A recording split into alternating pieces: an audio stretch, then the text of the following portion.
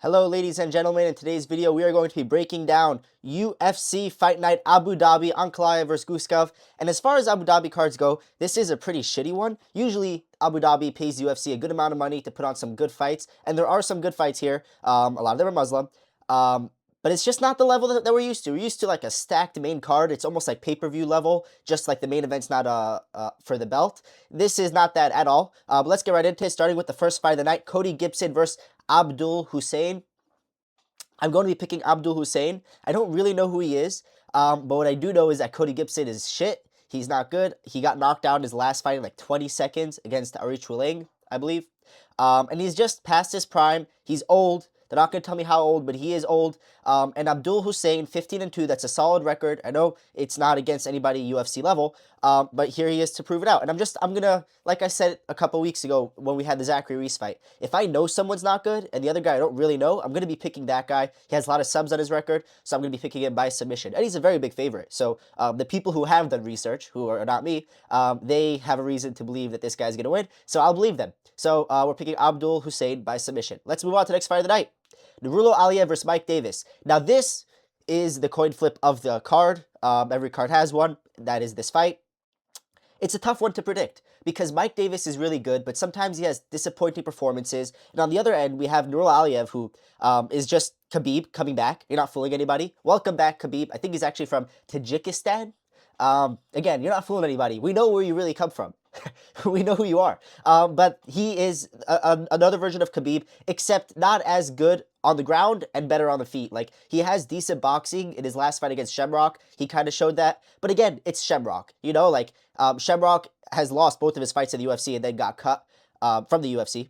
And in a way, and this is what's going to really help me make a decision between these two, he didn't have any success in the grappling against Shamrock. And if anything, Shamrock took him down and got him in mount. And like, for somebody who you're supposed to be a grappler who has okay striking, and you won the fight based off striking, although that shows, oh, he knows how to box, it also shows maybe your grappling's not all that. On the other hand, we have Mike Davis, who is very well-rounded. Like I said, he has problems with consistency. His last loss was against Fares Siam. But first of all, Fares Siam is pretty good. I think Fares Siam would kill Nurullo Aliev. And the other thing is, two things. First of all, Mike Davis went to that fight severely injured. He had some like knee injury. And the other thing is, and also Arnold Allen, not Arnold Allen, Brendan Allen. They were both on that France card where he lost to Fares Siam. They both came out saying that they repainted the locker rooms like the day of the fights, and so they were inhaling all these fucking chemicals, and because of that their gas tanks sucked. And if you watch that fight, Mike Davis did not look like himself. He pulled guard like 5 times in round 1. What the fuck, bro? Yeah, hopefully he's not doing that in this fight, but on the feet he's pretty good. On the ground he's pretty good. He's well-rounded. He has a lot of submissions off of his back, like submission attempts. So Nurullo Aliev, even if he does take him down, he won't be able to like land ground and pound or anything significant. And I think in general Mike Davis is tough to take down, and he's also much bigger than him. It has to be said. Like, there's a 2-inch difference. Like, Mike Davis is 6 feet tall, but he's also just like he's bulky 6 feet. He's not like Paddy Pimblett. We think of him as like a big lightweight because he's 6 feet tall, but Paddy Pimblett, he's somewhat like a slender physique. Mike Davis, he's got some muscle on him.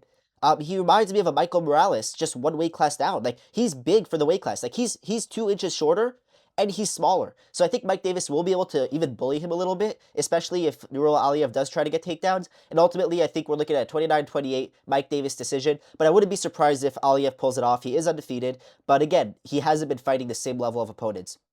So I'm picking Mike Davis by decision. Let's move on to the next fight of the night. Magomed Tuchalov versus Brendson Ribeirio. I'm going to use the same logic as the first fight. I don't really know Magomed Tuchalov, but I'm going to pick him by first round knockout because Brendson Ribeirio is shit. Now, in saying that, he's like shit, but he's also like a fighter, right? Like, in his last fight, he lost to Abdul Yakhmaev, the guy who just got that 8-second KO. But I was saying going into that fight, even though I picked him to win that fight, hey, you got to be careful. Although people are talking about him as a prospect, he did just get rocked by Brendson Ribeirio because that's what happened. He tried to strike on the feet with Ribeirio, and he got rocked right away. It ended up shooting a takedown, getting a submission. Now, this Tuchalov guy, I don't know who he is. He's 6-0. Hey, that's pretty nice from the UFC website to show us his ranking. Usually they just say 0-0. They're giving us information. This is nice. One day they might even show pictures of people who are not in the UFC yet. Who knows, man? But yeah, I think he should win. He should get a first round knockout. He has a couple knockouts on his record. And Ribeirio is just not. Oh, he's 6'5" too. Jesus Christ. I have no idea. I don't even know what this guy looks like. I'll be honest. This is. I just know his silhouette. It's probably not even his silhouette, you know? But he's gigantic, apparently. They don't give us his reach, but they give us his height. We're getting somewhere, guys. We're evolving as a species. I think he's going to knock out Brendson Ribeirio. Let's move on to the next fight of the night. Ismael Bonfim versus Axel Sola. So this one's a fun fight, too. This is a pretty close fight. Let's see the odds. Sola should be a favorite. He is. Okay, he's a favorite. I'm going with Sola, not because he's a favorite. I watched some tape for this fight. Axel Sola is really good. His loss, was he undefeated when he fought Mason Jones? That's pretty crazy. Okay, well, he's coming off of a loss, but, I mean, they both are. Ismael Bonfim is coming off of 2 losses, actually. Wow, Sola's going to be so much bigger. I'm just looking at the height. I've been doing this recently. Just look at the height. Like, I used it, a lot of the logic for DDP versus Usman was just the size difference. But Axel Sola, 6 feet for lightweight, like another big lightweight. I don't know why it says 170. That's not what he's fighting at. But regardless, he's coming off of the fight with Mason Jones. He did lose, but that was a scrap. And it was a great fight. If anything, guys, pause this video, go back, watch Axel Sola versus Mason Jones, and then come back and we'll talk, all right? Okay, welcome back. So, Axel Sola, that was a great fight, wasn't it? Yeah, you're welcome. Insane fight.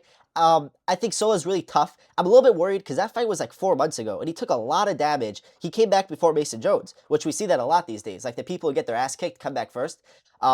So yeah, so I think Axel Sola, he's really tough. Ismael Bonfim, he has the Indian genetic. I know he's Brazilian, but he does have that Indian genetic. And between the Bonfim brothers, whenever there's brothers in the UFC, one of them is clearly much better than the other one, like Herbert Burns with Gilbert Burns. Even the Topuria brothers, like Ilya is much better. Well, who knows at this point. And you have a couple more brothers. What, Reyes? You have Alex Reyes. There's always like one brother who's like much worse than the other one. And Ismael Bonfim is the much worse brother by far. 20-6. He has a couple losses in the UFC, coming off of 2 knockout losses. He just lost to Takopedia. Before that, he lost to Nazim Sadikov by first round knockout. And even then, it's like, he didn't really get knocked out. He got hit with a head kick. He said, "I can't see." And then they just stopped the fight. Even though, I don't know, maybe this is not how it works, but when you get hit in one eye, the other eye still functions. So if you really had that dog in you, like Axel Sola does, or like Mason Jones does, you're going out with one eye. Fucking hell, man. Like, does this mean something to you? But maybe he was completely blind. I don't know. I don't think so. He walked back to the corner fine. Like, just get out there. You're already losing. But anyway, after I just shitted on Ismael Bonfim for a while, I'm picking Axel Sola. I think he's better. I think he's tougher. I think he's more... I'm not going to say he's more technical. Bonfim is technical. But Sola, he is tough. And he's going to be bigger. And he has good grappling, too. So I don't... Like, he has nice throws. And he even took down Jones a couple times. And Mason Jones has a judo background. He's tough to take down. He got that sick throw against Balaji Oki, I think that guy's name was. Anyway, I think Axel Sola is going to dominate him and knock him out in round 2. So going with Sola by knockout. Let's move on to the next fight of the night. Sam Patterson versus Santiago Ponzinibio. Sam Patterson, he should win this one. He's younger. I think Ponzinibio is like 37 or 39. He's on the wrong side of 35. We'll put it that way. And he's been through a lot of wars. He's not a fresh 39-year-old. I think he said 37. He's not a fresh 37-year-old. He's been through wars. Sam Patterson, super sharp. He's coming off of a loss to MVP. But really, he should never have fought MVP. And I don't know what the fuck they're doing with MVP, because now he's fighting their Sultan Ruziboev. What are you doing, bro? His only loss in the UFC is to Ian Gary, and then we're just giving him one after another these guys who are not even ranked yet. Like, give him a big step up, and he might even lose that Ruziboev fight, and now you're just losing a star. But yeah, anyway, let's talk about Sam Patterson. He fought MVP. He lost a close decision, but that's just how it is. Congratulations. Welcome to the team. That's how it works. You lose a close decision to MVP. Terrible fight. They should, maybe that's why they're doing that to MVP, because he just has terrible fights. So they're just trying to get rid of him. Like, give him another grappler. Well, who's the last guy to beat him? Ian Gary via grappling? Give him the best grappler we can find right now who could build a name off of him. Anyway, I do think that Sam Patterson will win this fight. Santiago Ponzinibio, his last win was because he got into a scrap, and he got rocked in that fight still, but he ended up getting a knockout. But that's the thing, is like, he relies on scraps. Sam Patterson, he's not going to scrap. He's taller. He's 6'3" versus 6 foot Ponzinibio, and he's just going to stay in the outside. He has a big reach advantage, a 5-inch reach advantage, and he's just going to try to snipe him from the outside and knock him out. I can see that a cross landing down the middle. He was on a 4-fight finishing streak before he fought MVP, finishing and knocking out Trey Waters, who was talked about at some point as being a prospect, and he knocked him out. I believe it was round 1, you know? So he's pretty good. I think he only had 1 loss in the UFC before that. before the MVP fight. He should win by knockout round 1. It'll just be too sharp, too quick, too young. Let's move on to the next fight of the night. Justin Jacoby versus Muhammad Said. Muhammad, hello. We don't know information about you. There's a problem, by the way. I don't know if you guys noticed. When you look up on UFC, just like on Google, and they give you the fights, they've been pulling this prank. It's funny. It's a funny one. They just don't show you like half of the fights. So like leading up to like the day before my breakdown, I think I like got all the fights figured out. And then you go on Tapology or this UFC website, and all of a sudden there's like 5 more fights that they just didn't tell you about, like at all. Haha, good one UFC. You got me again. Muhammad Said, I don't know who he is, but he's making his debut against Justin Jacoby. That is no joke. Justin Jacoby's on a 3-fight knockout streak. His last loss was to Dominic Reyes, which like fair play, man. That happens to the best of us. Happened to John Jones. Anyway, he's on a 3-fight finishing streak, knocked out his last 3 opponents, and you know he has, like, this is crazy, and I hate when this happens. These people who are underrated, he should be ranked if he isn't already. He didn't get a single, like, bonus, obviously the finishing bonus he got, but no, like performance bonus for either of those 3 knockouts, even though he wasn't an underdog, but they were close odds, and he's just sparking people out. I think we're looking at another knockout because Muhammad Said, like, I don't know, I don't care how good you are. This probably was, I think this was a short notice fight for him as well.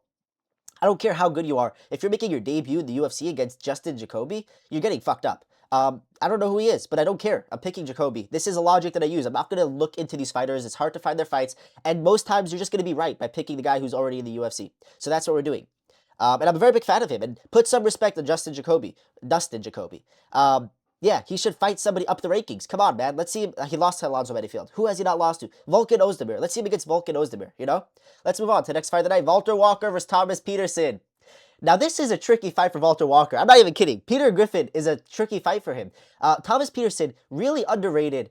He's coming off of a win. Before that, he got knocked out. But he's pretty good. He has good wrestling. He's very small, 6'6" or 6'1". Damn, Jesus. He's very small for heavyweight, like height-wise, but he's got some size on him. He's been eating a little bit. He's not been cutting back on burgers. He's not eating salads. I can guess his diet. But he is pretty good, and he's actually, like, he's underrated. Like, people don't talk about him as if he's one of the, like, I feel like he's memed on a lot, but he's actually pretty good. And Valter Walker, the thing is, I feel like he has like a fraudulent streak right now. It's not because it's not legit. It's just we've never actually seen him fight. His first fight in the UFC, he lost, and that was like a fight. It went to decision, but that's when he was off the roids. If you don't know, Valter Walker looked amazing on the regional scene, came into the UFC fucking fat as fuck, loses his first fight, takes a little bit of a break, comes back jacked. Like, this is objectively a jacked physique for heavyweight, and then goes on a 4-fight winning streak. So we're not going to say he's on steroids, but I am kind of saying he's on steroids. Anyway, since then he's been looking great, but he hasn't like fought. He kind of just goes for these heel hooks 4 in a row, which is insane, and he just gets them. We've never seen like what happens if he can't get the takedown or whatever it is. So if he can't get that heel hook on Thomas Peterson, it's going to be an interesting fight. I can see him getting knocked out. I can see him getting like taken. I don't even know if Thomas Peterson would go for takedowns. He's kind of, I think he would be the better opponent on the feet. In saying all that, I'm picking Valter Walker by heel hook.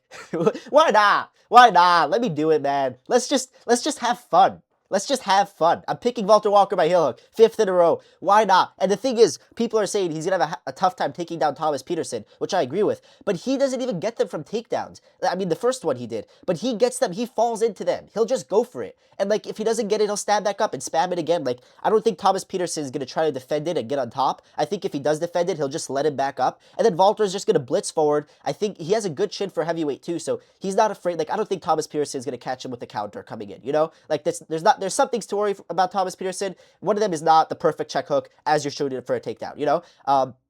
I think he's going to win. He's much bigger. He has very good jiu-jitsu. And we've never seen what he looks like on the feet, but something tells me if he has that good jiu-jitsu and he's training with Bogdan Guskov, like they're the main training partners of each other. By the way, some weird shit Valter Walker's posting on Instagram.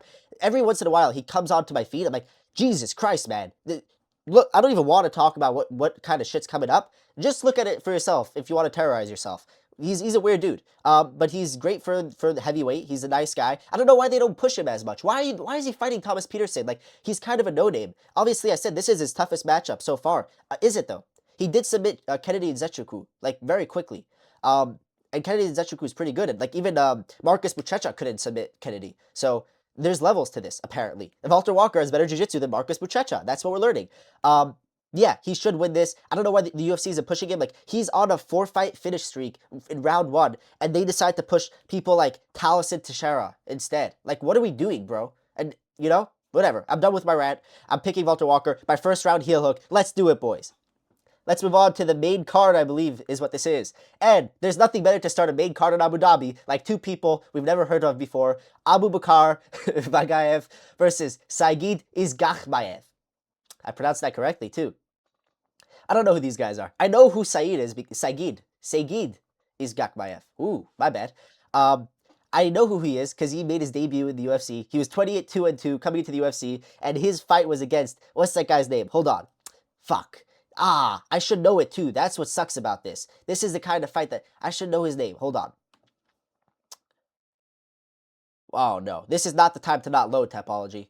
Jesus Christ, guys. Okay, Topology's not loading. Point is, oh, did it load? It's not loading, boys. This is disappointing. It loaded, guys. So, his Nicholas Dalby, that's right, that's who it was against. He fought Nicholas Dalby in his debut in the UFC, and because he's like, so he's from the Islam team, he's from the Khabib team, we can call it as well, and everyone was super high on him, 22-2, making his debut against Nicholas Dalby, who at this point we thought he was past his fraud checking stages, where he just, he was the only person in the UFC, or maybe even ever, to beat Gabriel Bonfim. Like, there was a time, and then he got robbed against a Dagestani, but this was his revenge, because in a way, Saygid, I'm not going to say his last name again, did have an argument to win that fight, but he lost. Regardless, it was at least close enough that even if it was kind of a robbery, which not really, hey, fuck it, God no, who cares? He lost brutally. Islam and Khabib were in the corner. I think that was also the same night that Kyoichi Horiguchi beat Tagir Ulanbekov, so you got to see that like back-to-back on the same card, two Dagestanis just getting their ass kicked, and Khabib freaking out in the corner. Oh my god. That was some good times. That was some really good times. That just brings back good memories at this point. Anyway, point is, so that's who he is. He lost to Nicholas Dalby. I think he even like weirdly got out-clinched by him. And this Vagaev guy, I don't know who he is, but I know he hasn't lost to Nicholas Dalby. And he's 24-4. It's a decent record. I've heard some stuff about him. I heard he's good. I heard he's good, guys. So that seals it. I'm picking Vagaev by decision because that's what these guys go to. That's what they do.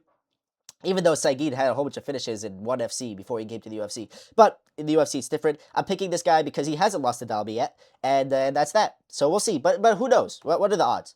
Yeah, he's a favorite. So, again, whoever did their research did this one. Sorry, guys. No apology. Absolutely nobody.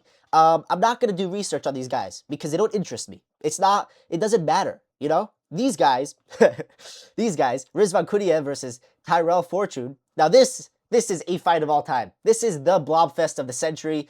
Guys, we got an old-fashioned blob-off right here. Old-fashioned blob-off. These guys, boring as shit, both of them. They both want the same thing, which is to smudge you against the cage. Rizvan Kuniev a little bit less. He will try to box you. So this is the thing.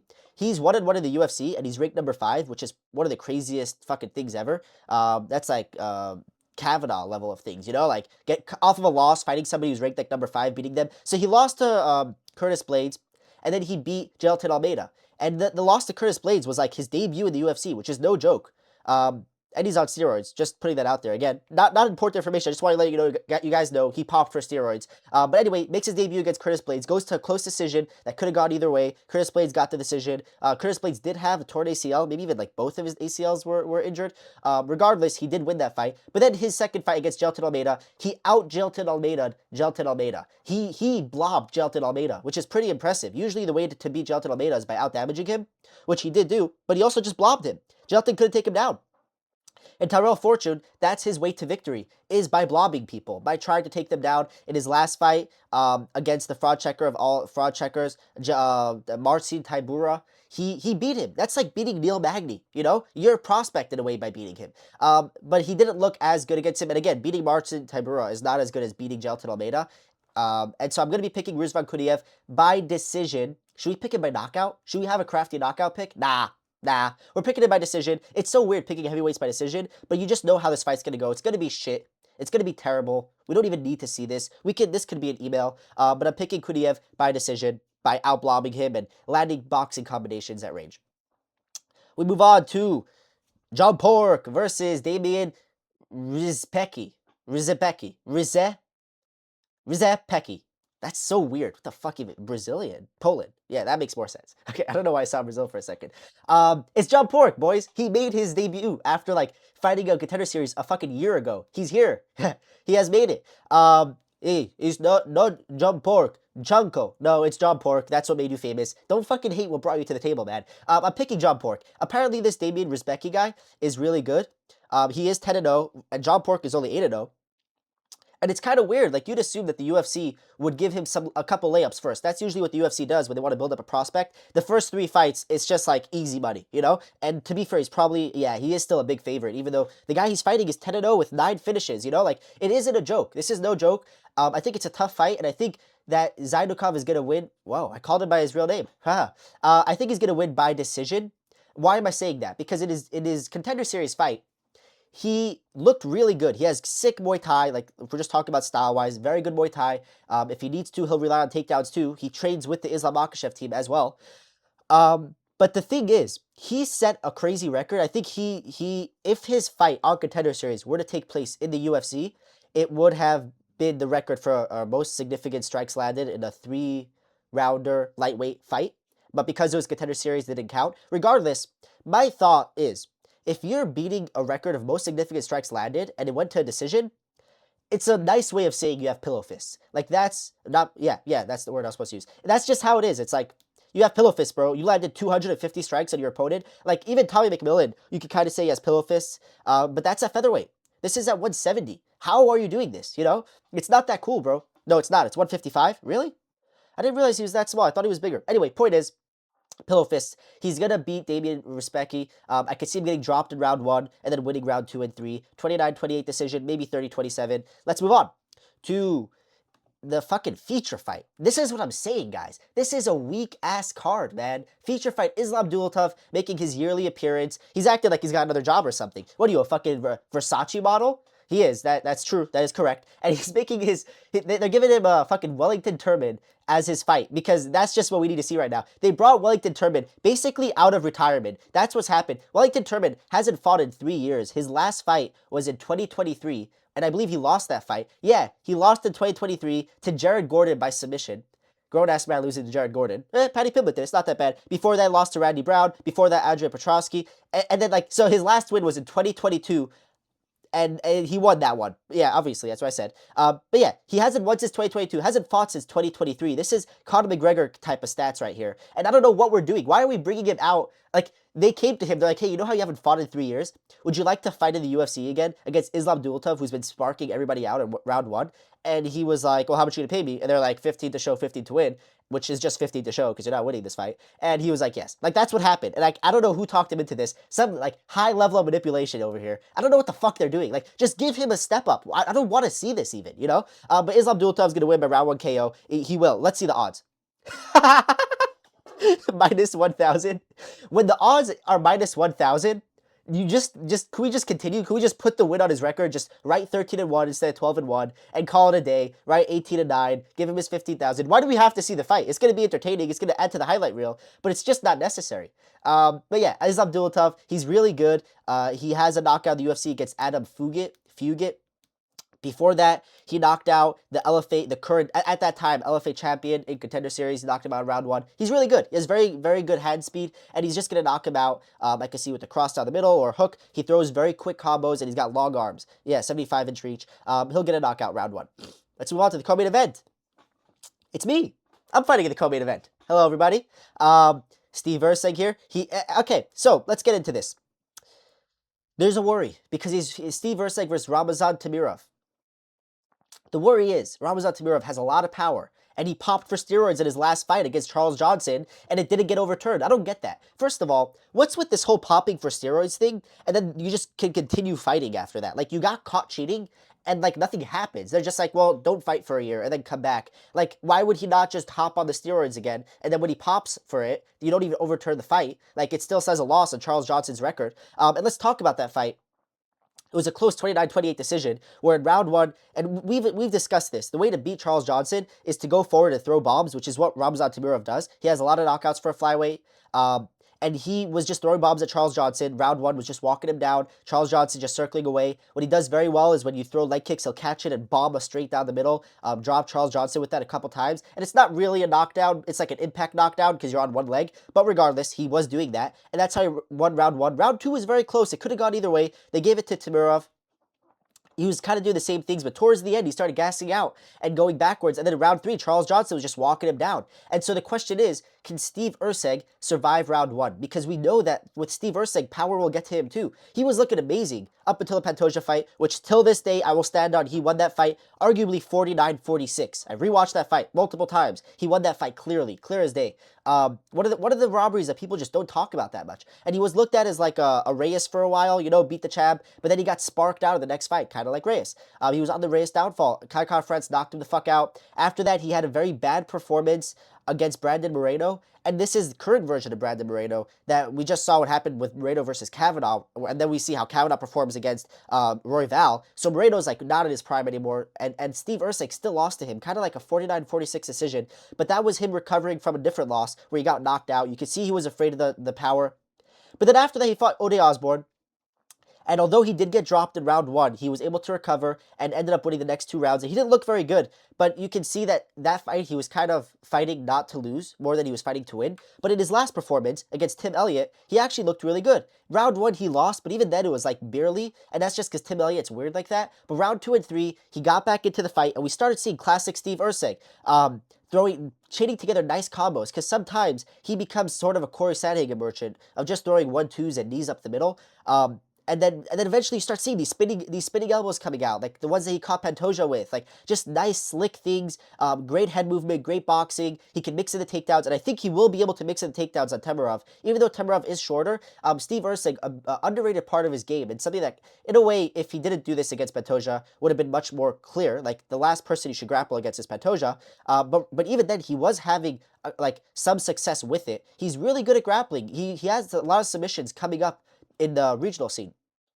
So let's just make the decision finally. I do think that Steve Erceg could survive round 1, because Temirov, he doesn't just spark you out with one punch like a Kai France does. Even Kai France didn't really do that. He needs a lot of follow-up shots. He only has 1 knockout in the UFC. And it's kind of a weak one, and it's against that guy that all the flyweights beat. It's like a rite of passage. If you're a flyweight, you beat that guy. He's on like every Apex card. I think he's actually been gone for a while. I wonder what happened to him. What's his name? CJ Vergara. CJ Vergara, it's like any flyweight ever, they have a win against CJ Vergara. And he's very finishable, so it makes them look better too. But yeah, he knocked him out round 1. Besides for that, we mentioned the Charles Johnson win. I think Steve Erceg will be able to survive round 1, especially, and this is very important for the breakdown, he has a beard now. And the beard comes with aura. I feel like that's when he really found himself. I've been growing it out too, as you can tell. A little something over here. So we will win this fight. I believe in Steve Erceg. He's on a 2-fight win streak. I believe he's not an underdog, but the odds are very close. He's 115 versus 105. Steve Erceg should pull this off. And it's kind of a weird fight. Why are we even booking him against Temirov? Like, Temirov, again, I think he's coming off of a loss. If you look at it, he popped for steroids. That should be overturned to no contest or a loss, like by DQ. But regardless, like, Steve Erceg's coming off of a win against Tim Elliott. Like, let's see him against like a, what's his name? Alex Perez, you know? Let's see him against somebody like that. Even like a Kavanaugh. Kavanaugh would kind of spark him out. So let's not see that one. But maybe even against Almabayev, you know? Like, let's see him against people higher ranked. We know he's good enough. Why are we risking it against somebody who might punch him and knock him the fuck out? It's scary, man. I don't like this fight for him. It's a scary fight. I think he's going to win, though. He's much better. Please. Let's move on to the main event. The only good fight on the card. Yeah, let's put some respect on my name and Steve Erceg's name. But this is the only other good fight on the card. Magomed Ankalaev versus Bogdan Guskov. Bogdan Guskov is here for revenge against his brother, Anthony Smith. For his brother, Anthony Smith. They're the same height. Interesting. I didn't realize Bogdan's 6'3", and I don't think he is. Okay, let's get into the breakdown.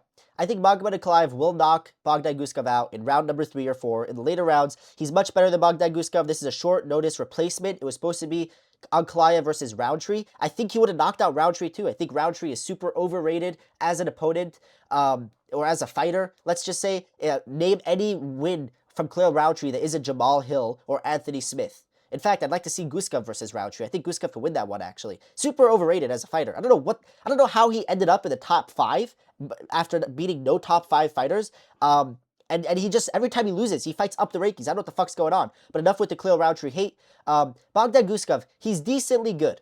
He's coming off of a draw to Jan Blachowicz, and we'll use that as MMA math over here. Because why not? Magomed Ankalaev went to draw with Jan Blachowicz too. They both have. That's what happens with Jan Blachowicz. You can't beat him decisively. He just won't allow it. The difference is, Ankalaev went to a draw with 39-year-old Blachowicz, and Guskov went to a draw with like 42-year-old Blachowicz, or however old he is now, 55, however old. He's getting fucking old, and you still went to a draw with him and got dropped badly in round 3. And like I do like it was a weak 10-8 round. Like whatever, fine. Like why though? Because he dropped Blachowicz in round 2 and landed some ground and pound, but it wasn't like a crazy. I didn't think the fight was ever gonna get finished. So I don't know how it became a 10-8, but whatever. Regardless, it was a draw. I do think that Magomed, like the weakness that Ankalaev has is for leg kicks, and Bogdan Guskov is not really a leg kick guy. And if we're just gonna keep it boxing, Ankalaev has super underrated boxing. We think of him as a grappler just because of the way he looks and the way his name sounds, but he's not. He could pull it off. Like if he is getting hurt on the feet, he will be able to out-grapple Guskov as well. His first fight in the UFC, Guskov did get submitted. But even on the feet, he's very technical. In the first fight against Pereira, didn't get hit really at all. Obviously, the calf kicks were there, but he hurt Pereira badly, if anything. Rocked him in the end of round 2. Knocked out Johnny Walker, which everyone has done at this point. Augusta Win will do that to you, Johnny Walker. But he is very technical. Very technical. He's very hard to hit. That's what it is. And I mean, he is kind of a boring striker. But he trains with Strickland, and you can see where that brings over the defense, because he doesn't get hit cleanly in the boxing. You can try to kick him, but just on the feet, if you're going to try to outbox him, and that's what Guskov has to do. Guskov has his hands low, and he kind of baits you to come in like Conor McGregor, and then he has a nice reach, right? 76-inch reach, which is decent, and then he uses his head movement, and when you throw punches, he catches you on the way out, as we say in Muay Thai. You get knocked out, entering and exiting the pocket. And so that's what he relies on. That's how he dropped Blachowicz. That's how he gets his knockouts, is when you're coming in, he'll counter you, or as you're exiting with your chin up in the air, he counters you. Ankalaev is not going to bum rush him. He's going to come in slowly, his guard up, touching. I think this is a southpaw versus orthodox fight. So he's just going to be touching the lead hand, blasting the 2 down the middle, using his teep as well. And he just has a lot more experience. I don't see Bogdan Guskov knocking him out if Pereira couldn't do it in the first fight. Even though Pereira was injured, still, it is Pereira. And if Pereira couldn't do it in the second fight he did. But again, even that, like, you can catch Ankalaev if you just go after him. Pereira gave him no respect and just chased after him, was like, I'm just going to fucking go for a finish. Guskov doesn't do that. That's not his style. He's a counter striker. He needs you to fire at him first. And Ankalaev is going to do that very intelligently. He's not going to get reckless. So I'm picking Ankalaev by 3rd or 4th round knockout. And again, he could always go to the grappling if he needs to. And like I'll tell you who beats Ankalaev. I think Yuri Prohaska would beat Ankalaev, because he has that crazy enough of a style where you can overwhelm him. And because he's not that much of a counter striker. Like, if you go at Ankalaev, you could beat him. Guskov just isn't that. I think he's good. And like, because he knocked out, not Volkan Ozdemir. He lost to Volkan Ozdemir. He beat Nikita Krylov. He knocked him out in round 1. But Nikita Krylov, that happens to him. He's been knocked out in round 1, and he's the perfect style matchup for Guskov, somebody who bum rushes forward. And that's why I kind of said, like, the Whitaker performance wasn't that great. Like, I mean, it's good. We're all happy Whitaker won, but it was against Nikita Krylov. Bogdan Guskov, who's actually a prospect, flatlined him in round 1. He didn't go to a 3-round, he didn't put a masterclass on him. He just put him out right away, because that's light heavyweight power. So he has a lot of power. He could knock out Ankalaev in round 1. I just don't see that. I don't see him landing cleanly. And so, yeah, and I think it's also just a big jump up and on short notice. There are a lot of people between his ranking and Ankalaev's ranking that I think he could beat at light heavyweight. I just don't think that this is the one. Too big of a jump up. And so that's it. That's it for my breakdown of the card. Hope you enjoyed. What the fuck? So they're just putting blue on the people now. That's like the new thing. I liked it last week, but now it's not even original anymore. But yeah, that's my breakdown. Hope you enjoyed. Please like, share, and subscribe if you haven't already. And until next time, see ya.